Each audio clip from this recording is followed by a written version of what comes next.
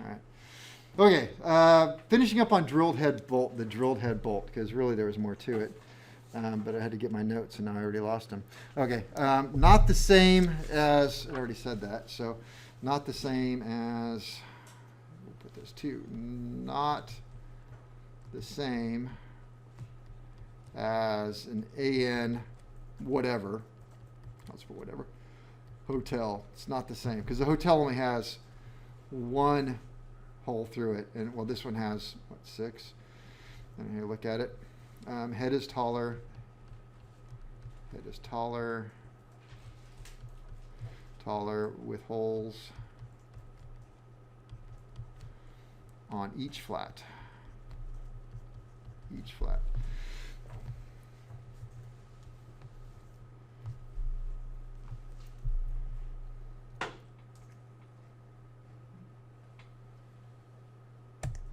All right, so that's those. What do I got next? We'll throw this one in there. The NAS 1103 through NAS 1120 bolt shear high strength. So when you're bolting something together, you're pretty much either going to be bolting it in a tension load or a shear load. And that is very important to know what you're doing, because that will dictate usually what your torque is and what nut you're using and sometimes what bolt you're using. So you can use regular AN bolts for tension or shear, but in some places where it's a high shear loading, like my example with the wing, if that wing, you got 2 holes and one in the middle, and the wing wants to depart that way, it wants to shear the bolt, right? So that's a shear loading, wants to cut the bolt in half. As where tension loading is like a cylinder on an aircraft engine, you're bolting it, and that cylinder wants to depart this way. So it wants to take the bolt and pull it apart this way rather than cutting it like that. So this is tension, wants to pull it apart, and shear wants to cut it in half. So these are high strength shear bolts. So in a loading where it wants to shear it, you're going to get a bolt like this. Now, as I'm thinking about it, it doesn't show it, but the threads are actually very short on these. So if you compared it to a regular AN bolt, you'd be like, well, there's a lot less threads on there. And Kevin said that the threads are always pretty much going to allow you to put, 1, 2, 3, maybe 4 washers in a nut. Well, you're never going to get that on there. And the reason why is because it's in a shear loading, the torque is low, because you're just putting basically a nut on it so that it doesn't fall out of the hole. Right? It's just, that's the only thing the nut's doing, is keeping it from falling out of the hole. And because its job is shear. And so that means you're going to use a very thin nut, not the full length nut. And nuts are going to be shear or tension nuts. We'll get into that. So that's NAS. Let me see. You can write that. That's all I'm going to write. Well, if I don't write it, then be like, well, how come you didn't write that? So be consistent. So that was number 4. So that was the NAS 1103 to the NAS 1120. Yep. So high strength shear bolt.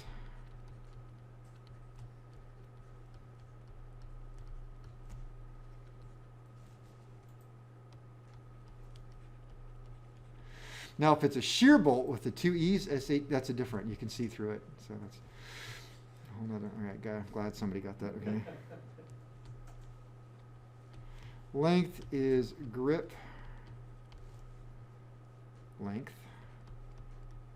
Oh yeah, not overall length.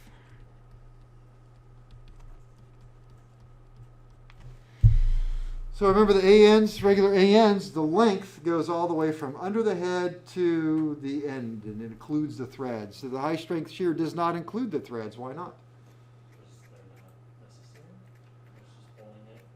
Because it's in a critical application where they really care about that grip. That grip is everything. So you're going to measure what you're bolting together, and the grip portion is got to measure that. And so if I was doing it with an AN bolt, I've got to kind of figure it out. I'm like, okay, the grip here, and then I have to look at an engineering book or the AN hardware book, and I have to figure that out, and kind of come about it backwards. But with these NAS bolts, it's just, that's the part number. Hey, I need a grip that's 1 inch. Okay, so I'm going to look for NAS bolt that calls it 1 inch, and then the threads are extra. They just stick out the end. So it makes it easier on you to get the right one. All right, Clevis bolts, or Clevis if you like.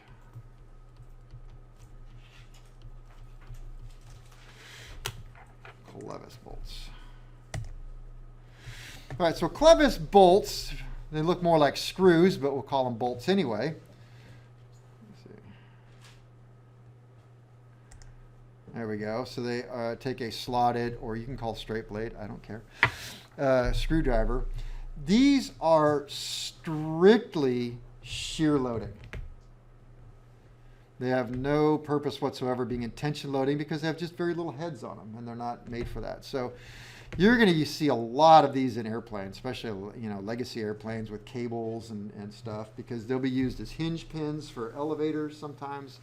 They're going to go where cables has an eye bolt, and then another cable will come, two eyes, eye and a fork, and they'll bolt that together. So because they're in shear loading, the torque is very light, and you will be using a shear small castellated nut almost always. And if you look, all of these do have holes in them. You can get them without holes, but for the most part, they almost always have holes in it. And the reason why is because these are almost, so if I used it in an elevator as a hinge pin, right, the elevator is going up and down, and so you got this back there, that's its hinge pin. So now that is what is called subject to rotation. One part is rotating against it. So there's this big rule about any part that is subject to rotation can't have self-locking nuts. Well, what is subject to rotation? Now think about it. If I took two wheel halves, because in aviation, and I bolt those two wheel halves together, and the wheel's going round and round, is the bolt subject to rotation? That's a different kind of rotation. The thing bolted together does not have relative rotation to the bolt. So even though it goes round and round, that's not subject to rotation. Just like a propeller bolt. Is a propeller bolt, you bolt it into the propeller, is it subject to rotation? No. They go in circles, but the thing that it's bolting is not rotating against. Or about that bolt. Yes, okay, but like I said, if you, damn door's going the wrong way. We have hinges on the outside, right? So if I use that bolt and I put it right here, is it subject to rotation? Yes. Absolutely. One hinge is rotating underneath it. So in theory, it could grab the nut and unscrew it every time it went one way. And so that's why you never use a self-locking nut on something subject to rotation. And these are often used in that application, number one. So you must have a cotter pin. Number two, the torque on it is usually so light because it's two things that are moving relative to each other. And if you were to torque it and tighten it to a self-locking nut, then it would jam those two pieces together and they wouldn't work. So we're often with this stuff, you're not even torquing. You're putting it in, you're putting a nut on finger tight, well, washer, nut, cotter pins, finger tight. It's not torqued at all. It's not even like a quarter turn, nothing, it's just straight finger tight? Finger tight. Because if you tighten it, you'll jam up whatever you're trying to tighten together. And they're often subject to rotation. So it's not, yeah. On the beach bonanza, Kevin, there's the renovators have trim tabs on them that are really important to flight. Yeah. And they have those brackets and then a cable that joins to the brackets with a Clevis bolt like Yeah. that. Yep. And one of the pre-flight things that I was taught is we always spin those to make sure that they have freedom of movement. Yeah. If you're flying, it pulls on that attachment bracket and can break it. Oh, it does. Yeah, you're right. So that's something we always check for. And so Okay. when they're installed, they're put on with almost no torque. Yep. You can rotate them. Yeah, if you torque them, you'll break some. And I wish I had like really good pictures of how some of this stuff works, but I just don't, because there's so much, and I think about it as I go. Okay, let's see. So Clevis bolts, okay, got that. So we'll go back to here. Clevis bolts. They're measured funny. So I think it's an AN21 is the smallest to an AN36. So the second digit starts there. So second digit, I'll put that second digit is diameter in sixteenths, which is normal. Then it's going to go up from there. So hopefully that made sense. So I don't think there's a 1/16. You have your little AN hardware book. I thought it started with 3s, like an AN 23. What's the smallest they say? Let's see, they say AN 21 to AN 223, diameter. Oh, got it. The diameter is, There was one weird thing. AN 21 to 23 is fine thread machine screw, and then AN 24 to 36 denotes. That's the it, 21 to 23 screw. And then a 24 through 36 Yeah. is the bolt. But they all look the same. So it's just the thread size. Length is weird. So length is in 16ths. Or 1/16, not 8ths. Not 8ths, because the length is kind of critical on these things. So an AN 23-9 would be 3/16 diameter by 9/16 long.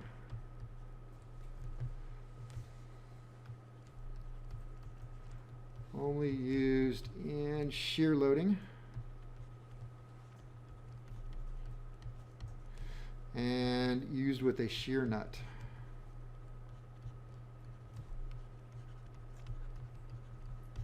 And we'll do nuts in a little bit.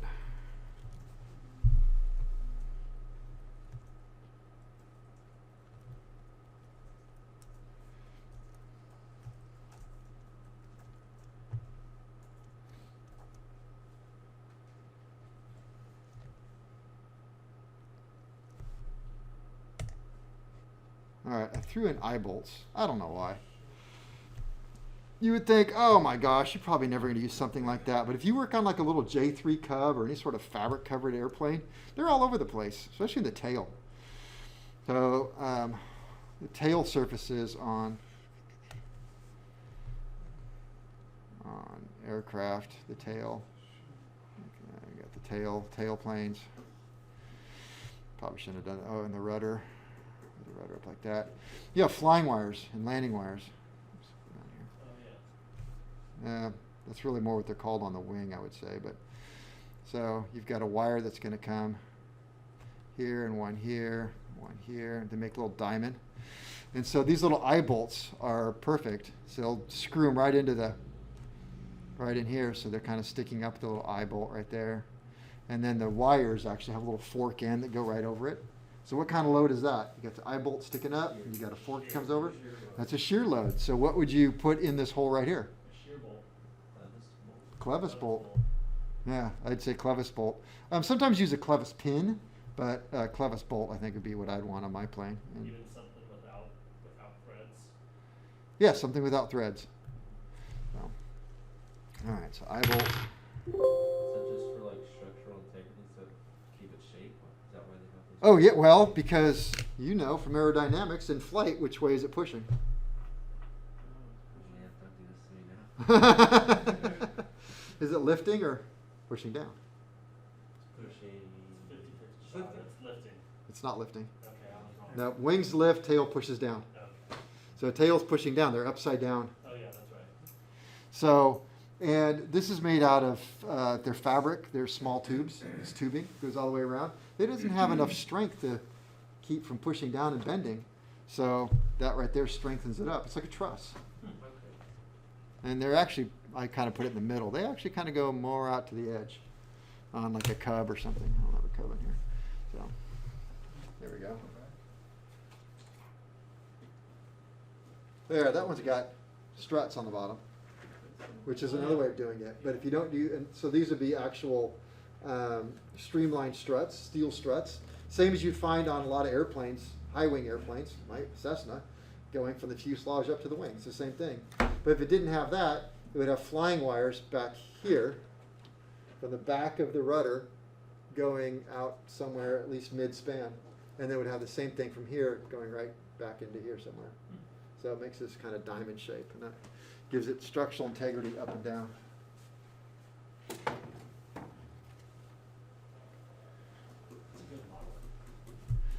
don't know. All right, so we had eye bolt.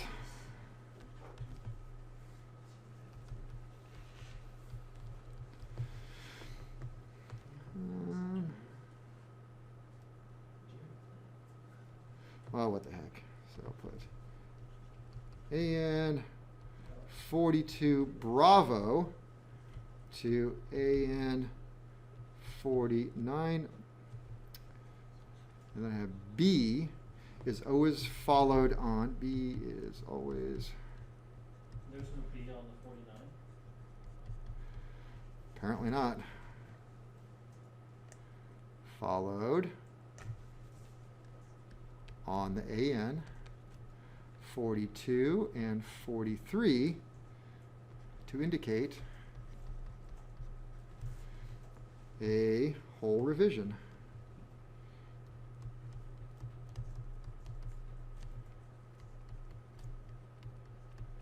So they did some change in the hole. I don't know what it is exactly, so they put the B.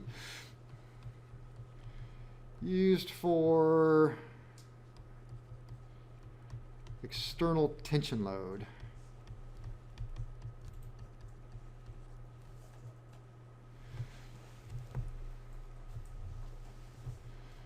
All right, that brings me to head markings.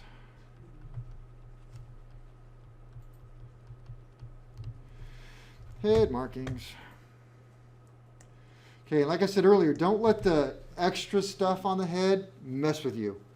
It can be just a mark that had to do with the batch or batch code or manufacturer's code or something like that. So asterisk.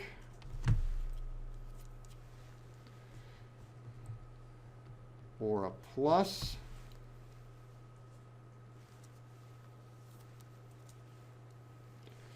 Is what? Standard. Yes. Is a standard AN bolt. A dash. Remember, this is head markings. Is a stainless steel.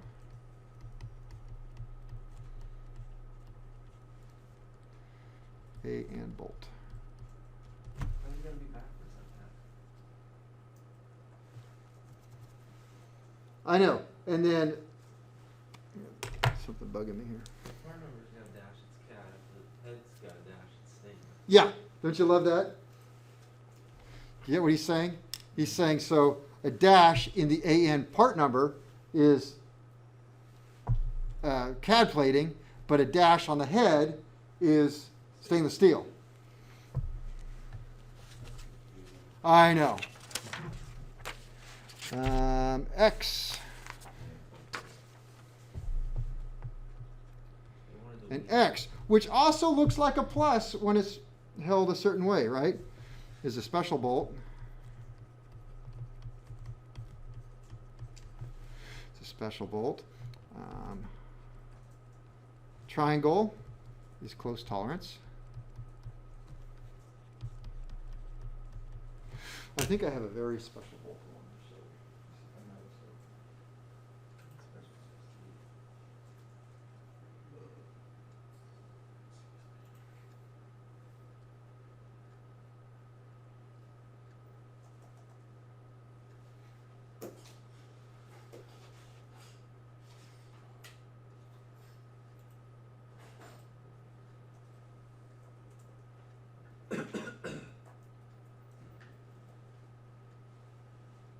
Kinda weird how you can probably mix up the plus and the X. It's weird. It's all about how you hold it. Yeah. Plus, it's all the direction where it's at too. There's some on the center, some on the Find that bottom. super special bolt? I did. I thought it was something different, but that's it. A double dash is, Double D. yep, and what does that mean? Magnesium? Copper. No, It it's says copper. stronger copper. Aluminum. Yeah, And aluminum, M Copper, anneal. is, guess, magnesium. Got the mag part right. Magnetic. Magnetic particle inspected. So that means each and every one of them has been through an NDT process.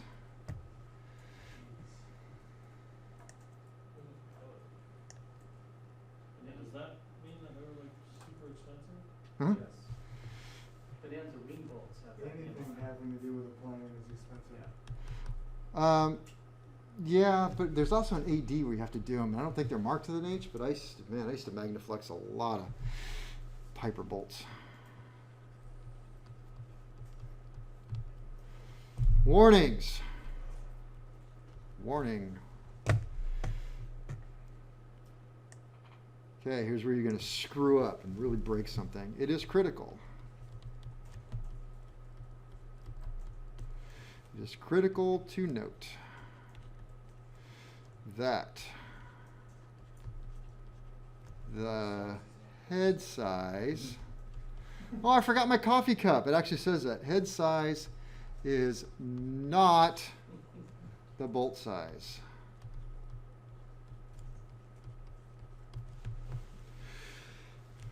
Right? So let's go back to this. This. My chart. Must have my chart.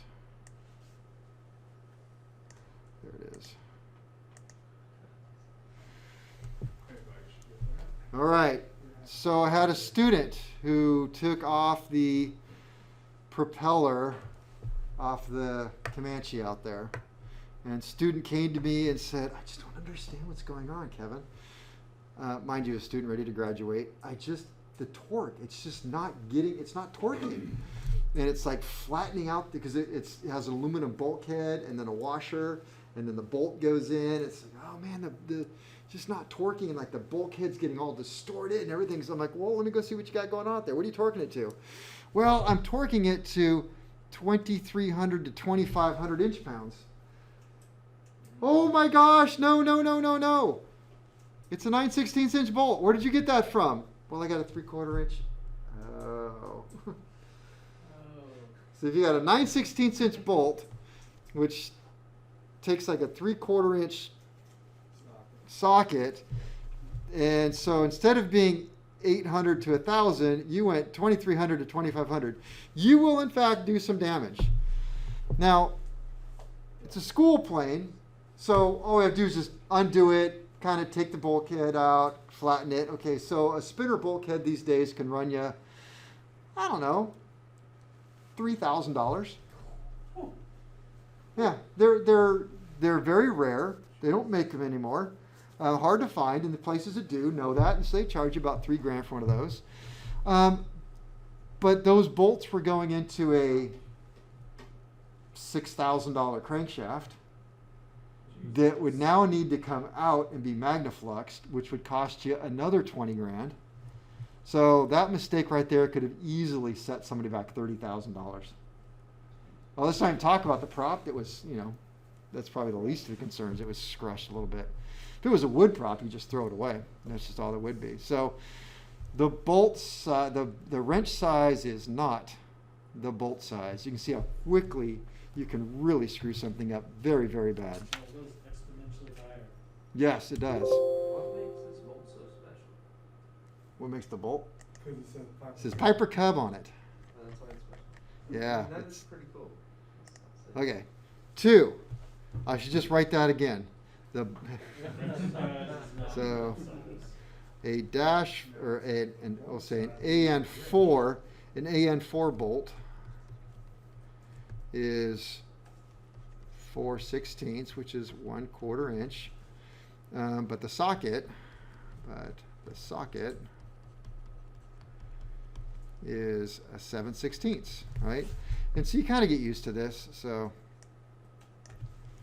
an AN3, 4, 5, 6. Those are your most common sizes. So this would be bolt size, bolt, and this would be the wrench. So 3 is going to be a 3/8. This would be 7/16. This would be 1/2 inch, and this would be 9/16. So 3. The items bolted together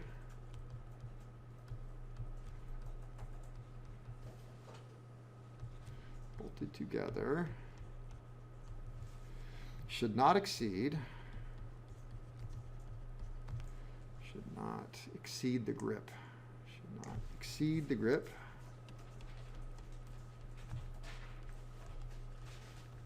In other words, the thing's bolting together, the thread shouldn't be stuck inside. Threads are going to be sticking outside of what you're bolting together. Should not exceed the grip or require more than 1/8 inch of washers. Because if you used more than 1/8 inch of washers, you should have went to the next size down. That's real easy. And torque properly.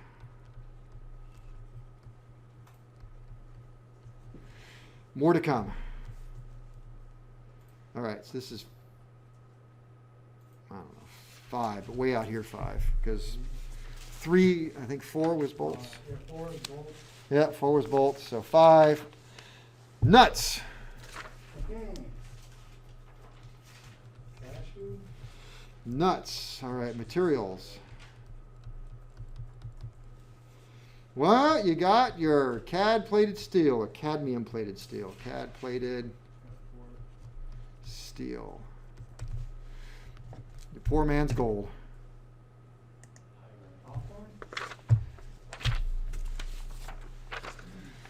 Cad plated steel. That is what color?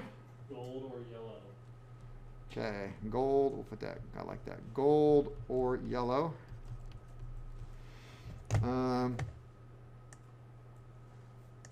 So cad plated steel, or could be clear, which is silver. That's kind of old timey. I should put this over here like this. Dichromate. Dichromate, which is olive drab. That'd be like the drill bit that we use in black, kind of. No, I don't think that's. Drab is like a matte gray. Or it's a. I have iridescent here. I don't know what the hell color iridescent is. Shiny. It's actually more of a black. I'm gonna say flat black. And stainless.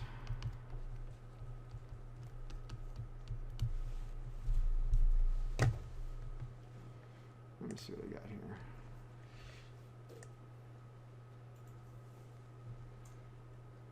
There we go. There's like the matte black. I think I got some Tinnerman nuts here. Let's see, Tinnerman nuts. There we go. Olive drab or the flat black. Now, what is dichromate? Is that like kind of in between? It's a coating, steel? stainless steel coating. Oh. No, sorry, it's a corrosion resistant coating. Okay. All right, yeah, we covered all the head markings. Okay, getting into nuts then. Self-locking nuts.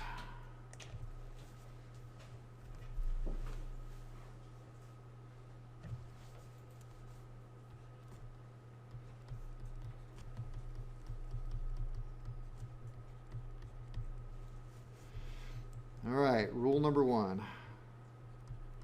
Not used where a loose nut, bolt,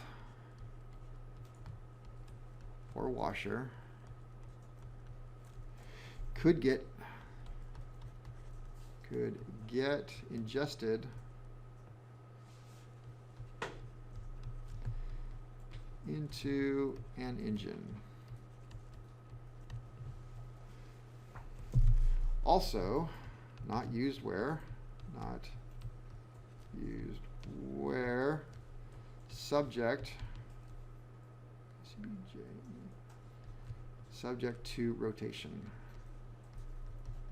We talked about what that means, like not wheel halves or props, but where one part is moving under the nut and could actually cause the nut to come undone. So self-locking nuts.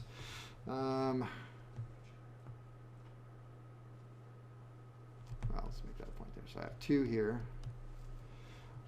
Talk about low temp. So when we talk about self-locking nuts, there's high temp, there's low temp, there's high temp, then there's really high temp. They don't call it that. For some reason we call them low temp nuts, we call them high temp nuts, but the high temp nuts really don't go that high. So I'll just, since I brought that up, we're just going to go with that right now. So low temp. So these are your self-locking nylon nuts, the MS20365 or the AN365. Notice how easy that is. Full profile self-locking nylon insert CAD plated nut used up to 250 degrees Fahrenheit. What happens after 250 degrees Fahrenheit? Nylon melts. The nylon melts and falls out, thus making it no longer a self-locking nut. Well, what makes it self-locking is that there are no threads whatsoever in this nylon insert. And so as you go to put it on, you're going to get to that point, you can't put it on with your fingers anymore, so you have to wrench, and that nylon just kind of grabs into the threads. So notice here that these down here, they have the insert is yellow, this is green. I've also seen red. You know what I've never ever seen in aircraft hardware? Clear. You know where you get clear? Auto parts store. So if it's clear, what color also are the nuts? Silver. There's your CAD clear. So I just installed some today, actually. not on an airplane, right? Well, no. Okay. So let me see. What's my next slide? Okay, then you have the other end of that. That's the 364s. Low profile self-locking used for shear. So the other ones are used for tension because they're tall, and these are used for shear because they're small. Now, I don't think there's any rule that says, can you use one of these for a shear? Yes. Sure. Why not? Yeah, this is a big nut, a little bit heavier, so you can torque it to shear, put it in a shear application, use the tall nut. I don't think that's illegal. I mean, is it the right thing to do? In the same way, if you had a bolt with a drilled shank, what sort of nut should you be using? Castle. Is there any rule that says you can't put this on top of a drilled shank? So you kind of looking like, the hell, there's a little hole there with self-locking nut. I've never read a rule that says you can't. It just makes you look stupid, right? And careless. And so it's like, well, if that's kind of the way you're doing that, I mean, what can't I see? So that's like, to me, I would never, ever think of doing that. I'm like, oop, not going to happen. It just looks lazy. And especially don't put a cotta key in it. On top of it. Yeah. Okay, this is confusing, so stick with me on this one. When can you reuse a self-locking nut? Never. No, it's not true at all. So the rule is, according to 4313, you may reuse a self-locking nut as long as it meets the minimum prevailing torque. In other words, you go to put a used nut on, you measure the torque. And if it has a minimum amount of torque to drive it on, you can reuse it. That sounds easy, right? Yeah. Okay, I could say that and move on, except here is the minimum prevailing torque values for used self-locking nuts. Where does it start? 7/16. With the 7/16 20. What's before that? You're out of luck. A quarter. Yeah. So that's 7/16 20. Let's see here. Just to get a visual here. 7/16 20. Oh, yeah, we got 3/8, quarter 7/16. Here we go. We'll pull this up from current slide. 7/16 20. So we are right here is with the first one they give. Well, where does almost your entire world operate in aviation, general aviation? Right here. Right below that. Yeah, right about there. Wow. Maybe up to and including 3/8. So, can you reuse the self-locking nut if it's a quarter 28? Just guess. I just wouldn't.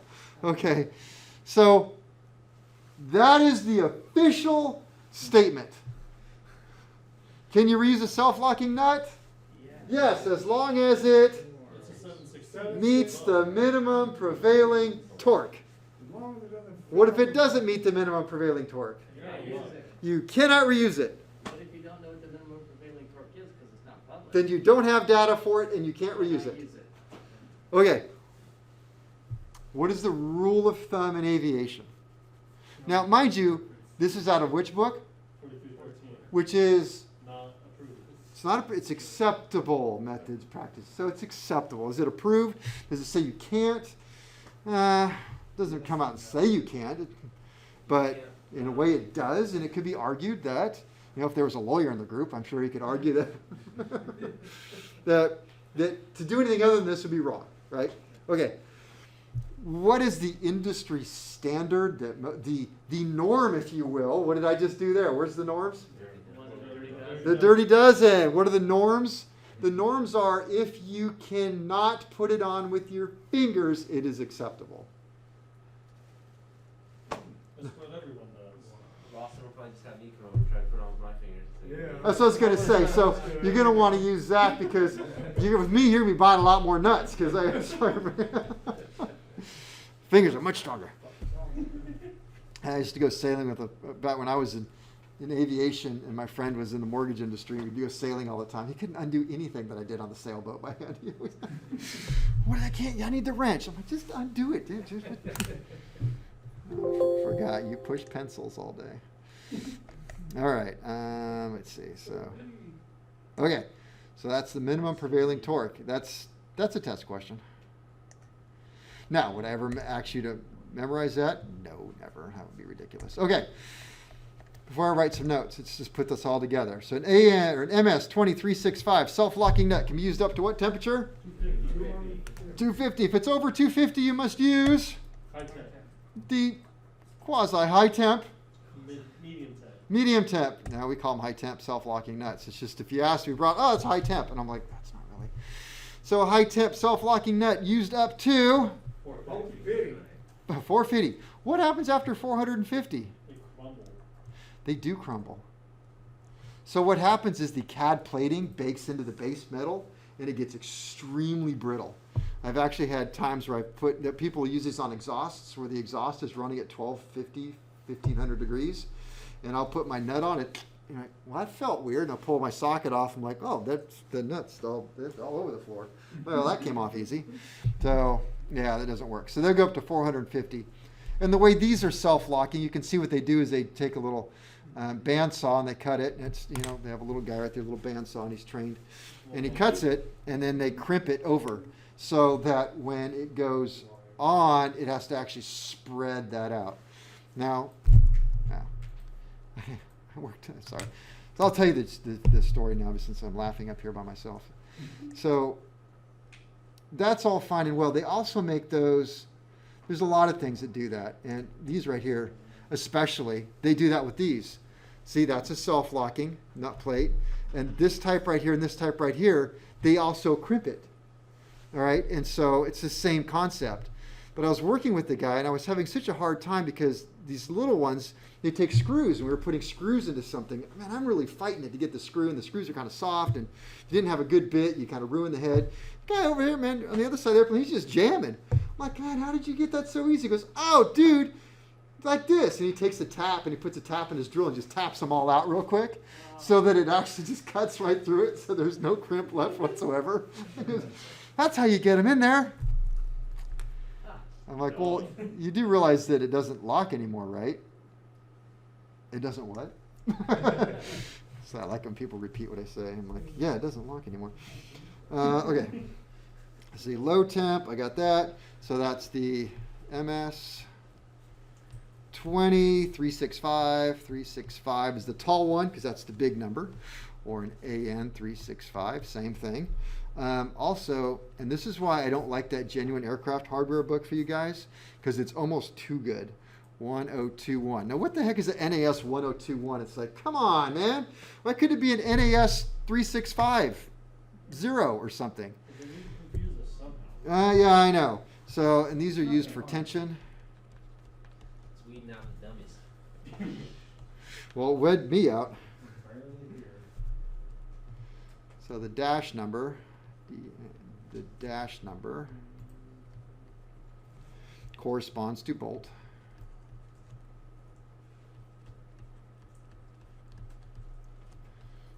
bolt size. So an example, an AN365 dash 428, that is quarter 28 threads, 428. 4/16, and that's in 16ths. 4/16 by 28 TPI, right? 4/16, which is also a quarter 28 threads per inch. It tells you right there the threads per inch.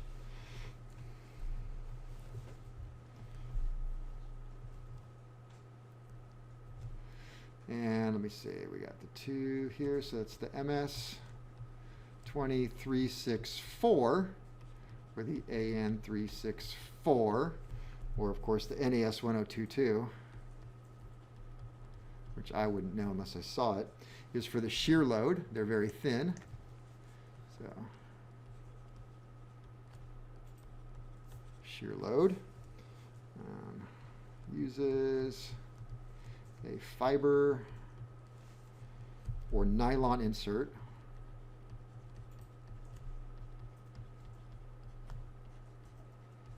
that will say grabs the bolt and prevents nut from turning. Nut from turning.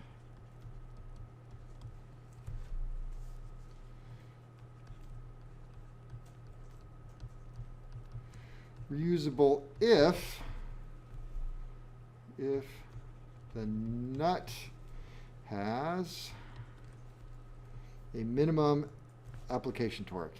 A minimum application torque.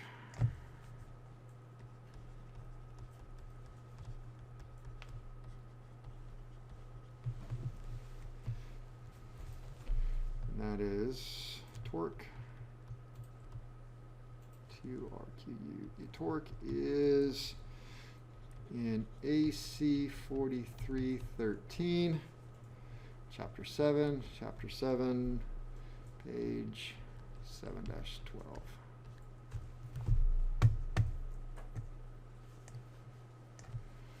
Also, you must always have at least one bolt thread showing past the nylon. You must have at least one full thread showing past the nylon.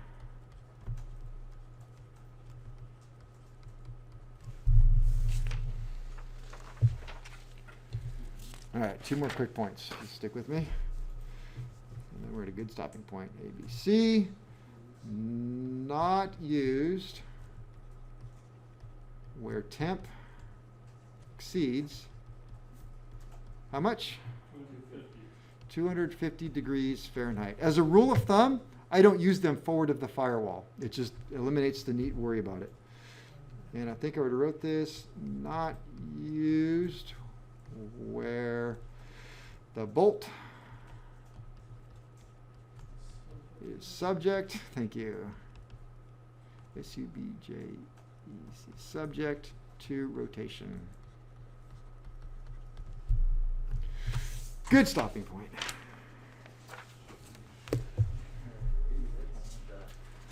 All right, don't go mad, just go away. There, I said it.